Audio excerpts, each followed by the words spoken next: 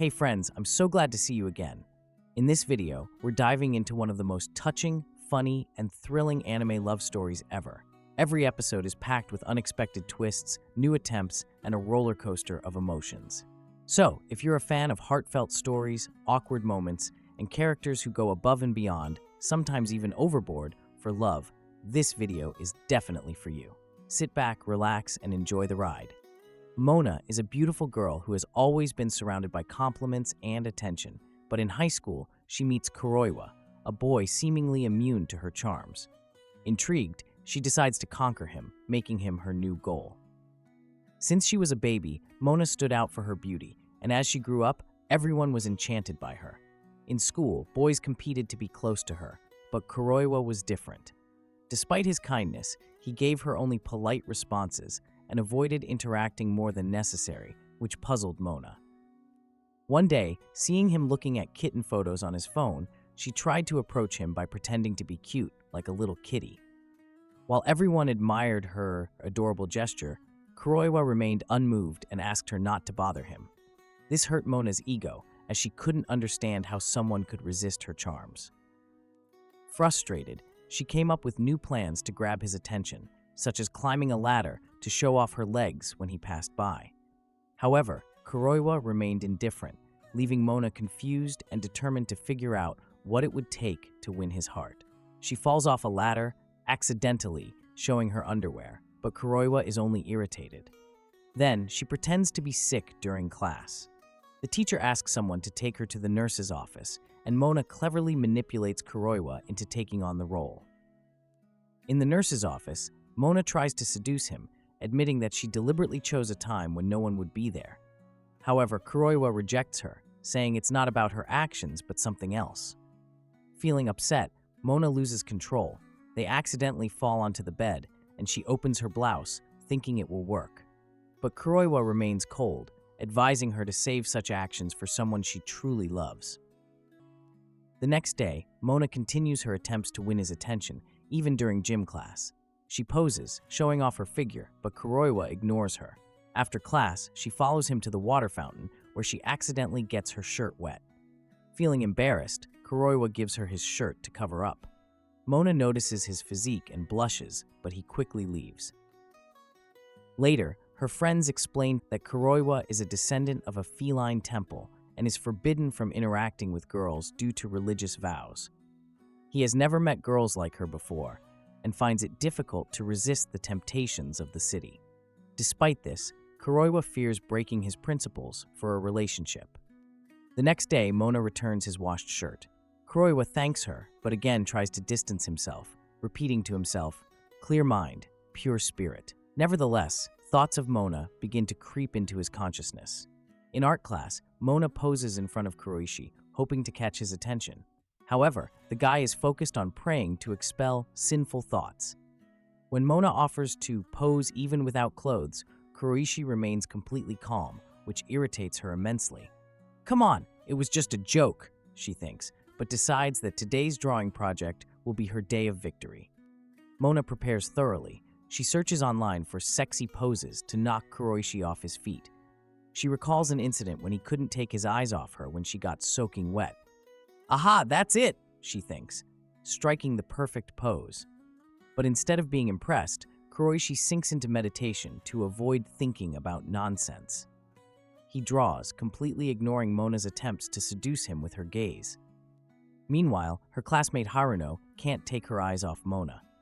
"Hey, are you even drawing?" Mona protests as Haruno continues to stare at her. This makes Mona suspicious. Could she also be in love with Kuroishi? After class, Mona bumps into Kuroishi in the library. She tries to look intellectual, glasses, a book, and tea. "This time I'll definitely make an impression," she thinks, accidentally brushing her leg against his. Kuroishi jumps up as if stung by a wasp and runs away. "What the?" thinks Mona, feeling utterly discouraged. Jealousy intensifies when Mona notices that Haruno is always around. "Is she really my rival?" she wonders, trying to figure out why Haruno spends so much time near Kuroishi. But it turns out to be something entirely different. Haruno is obsessed with Mona. Yes, she even has a desktop wallpaper with Mona's photo and a collection of 300 pictures. "So you're not in love with Kuroishi?" Mona asks in surprise, learning the truth. Haruno shyly admits that she just wanted to be closer to her favorite classmate. Mona agrees to accept Haruno's help in winning Kuroishi over, though it still feels a little strange that someone adores her so much. The next day, Mona tries to confess her feelings to Kuroishi, but the words get stuck in her throat. Instead of saying, "I love you," she blurts out, "You disgust me." Kuroishi, the true gentleman, assures her that he didn't see anything under her skirt and walks away. What the hell did I just do? Mona thinks, feeling like a complete failure. Eventually, Mona and Haruno start working together for the school festival. Haruno suggests the idea of a cafe with costumes, but Mona adamantly refuses. "I'm not wearing a huge costume that hides my best features." Still, they find common ground, and Mona realizes that perhaps Haruno isn't such a bad ally after all. Mona is preparing for the school festival. Her friend Haruno tells her about the legend of the Bridge of Love, a bridge where, if you hold hands with your beloved, you can be together forever. Mona decides to use the festival as an opportunity to catch Kuroiwa's attention. She plans to use costumes from the drama club, including maid outfits, police uniforms, and even her secret weapon, a bunny costume. "No, this is too much even for me," Mona thinks to herself. While trying on the costumes, Kuroiwa catches Mona in one of the outfits. To avoid awkwardness, they hide in a closet. Kuroiwa feels extremely uncomfortable and is clearly praying to every saint he knows, while Mona feels like she's living in a romantic comedy, hoping he can't hear her pounding heart. After Haruno leaves, they emerge from the closet. Mona realizes she's used her weapon of mass destruction on Kuroiwa, but he remains calm and even compliments her. "You look cute, but it's a bit too revealing." However, afterward, he begins avoiding her. At the festival, Mona's group runs a cafe with waitresses dressed in bunny costumes. Mona tries to grab Kuroiwa's attention, but he's busy working in the kitchen. Haruno takes matters into her own hands and forces them to hand out flyers together. Mona's attempts to spend time with Kuroiwa turn into a series of mishaps. She gets scared by zombies in the haunted house, and her skirt gets stuck in the decorations. Kuroiwa helps Mona get out of the awkward situation with her stuck skirt. Blushing from embarrassment, Mona decides to keep trying. She offers Kuroiwa a crepe but accidentally smudges it on his face. "This is the perfect moment," she thinks, offering to wipe his cheek. But he refuses, and then a bird snatches her crepe. "Of course, even the birds are against me," Mona sighs. Later, Mona tries to charm Kuroiwa with a romantic gesture, a kiss on the cheek via an inflated balloon dog, but all her attempts end in failure. "It's like fate is mocking me," she thinks. As the day comes to an end, Mona notices that time is running out, and none of her plans have worked. She gazes at the Bridge of Love, where countless couples are holding hands. Mona realizes that despite all her efforts, nothing has gone the way she planned. Meanwhile, chaos reigns in the cafe. Haruno burns all the food, and Sagi decides to leave and return to her own club. Mona watches as numerous couples gather on the Bridge of Love. When people spot her with Kuroiwa, they assume he's her boyfriend. Mona tries to divert their attention by suggesting they promote the cafe. Her plan works. The couples leave, but she decides to seize the moment and tells Kuroiwa about the legend of the bridge. She takes his hand, but he quickly pulls away, unsettled by the creepy legend. Mona doesn't give up and stages a fall so that he'll help her up. Kuroiwa lifts her by the hands, carefully avoiding unnecessary contact. With about an hour left until the festival ends, Mona tries to come up with a new plan, but they're interrupted by classmates asking for help in the cafe. After the festival, Mona is disheartened by her string of failures. Haruno notices this and asks Kuroiwa to help carry some tables. Mona tries to strike up a conversation, but he ignores her. Suddenly, a box falls toward her, and Kuroiwa rushes to save her. He quickly steps back, saying the festival is already over. The next day at school, new couples appear, much to Haruno's delight.